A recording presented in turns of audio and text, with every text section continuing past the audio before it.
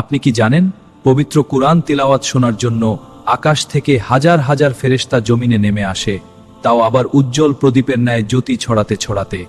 আল্লাহু লা ইলাহা ইল্লা হুয়াল হাইয়ুল কাইয়্যুম লাহু মা ফিস সামাওয়াতি ওয়া সিনাতাও ওয়া লা ফিল আরদ মান যাল্লাযী ইয়াশফাউ ইনদাহু ইল্লা বিইذনিহি। আস্তাগফিরুল্লাহ, ঘোড়াটা এমন করছে কেন? আল্লাহ রক্ষা করো, আমার ছেলেকে পিছে ফেলবে। তিনি তিলাওয়াত বন্ধ করে আকাশের দিকে তাকালেন। সেখানে তিনি যা দেখলেন তা ছিল মানুষের কল্পনার অতীত। তার মাথার ঠিক উপরে মেঘের মতরিক বিশাল বস্তু রুদ্র জ্বল করছে। ধীরে ধীরে সেই অলৌকিক আলো আকাশের দিকে মিলিয়ে গেল। হে আল্লাহর রাসূল, গততর আমি কুরআনতি করছিলাম আর আরশ আমার চারপাশে ঘিরে ধরে। হে উসাইদ, তারা ছিল ফেরেশতা যারা তোমার পবিত্র কণ্ঠ শোনার জন্য জমিনে নেমে এসেছিল। যদি তুমি তিলাওয়াত চালিয়ে যেতে, তবে সাধারণ মানুষও তাদের নিজের চোখে দেখতে পেত এবং ফেরেশতারা মানুষের দৃষ্টি থেকে আড়াল হতো না। সুবহানাল্লাহ, আল্লাহর কালামের কি অসীম মর্যাদা বরকত।